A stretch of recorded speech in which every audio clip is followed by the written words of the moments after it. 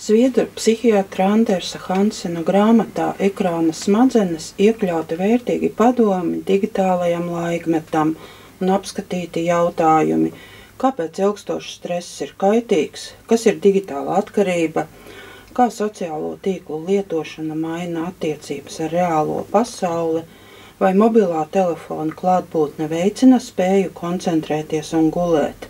Šie un vēl daudzi citi jautājumi ir neizbēgami, jo pašlaik cilvēks piedzīvo straujākās uzvedības izmaiņas vēsturē. Džona Harī grāmatā Nozagtā uzmanība unikāls pētījums atklāja 12 faktorus, kuru dēļ tiek ietragāta spēja noturēt uzmanību un koncentrēties.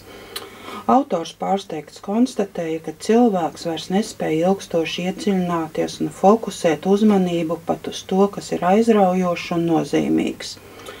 Pētot padziļināti, noskaidrojās, ka pusauģi uz konkrētu uzdevumu spēj koncentrēties 1,65 sekundes, bet pieaugušie tikai 3 minūtes.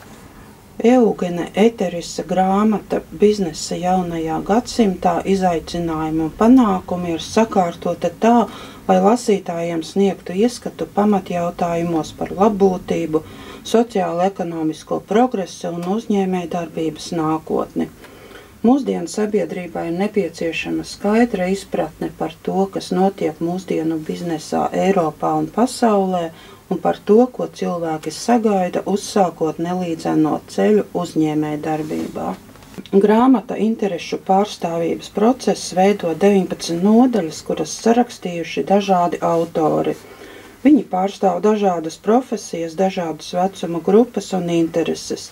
Tāpēc arī skatījums uz interešu pārstāvību ir visai plašs un visaptverošs.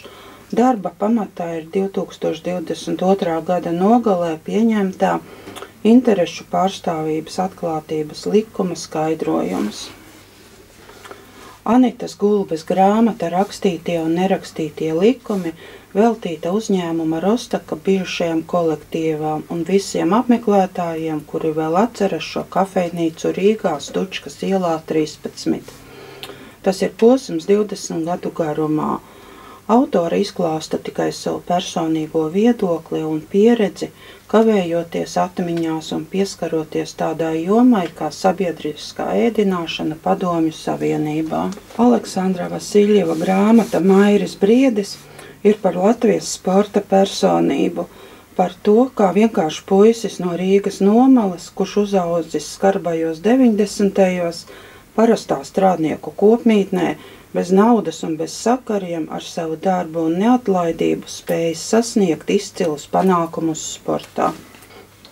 Elita Milgrāve uzrakstījusi grāmatu Mikrofons par saviem līdzinējiem dzīves līkločiem.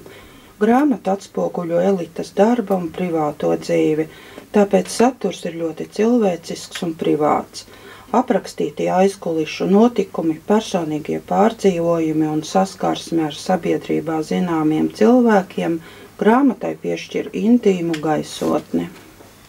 Inese Vaidere grāmatā Misija Latvijai epizodes stāsta par sevi, savu ģimeni, par paveikto Latvijas labā. Viņa spilgti apraksta gan savu Eiropas parlamenta ikdienu ar tās problēmām un kurioziem, gan arī, protams, par savu misiju visplašākajā nozīmē.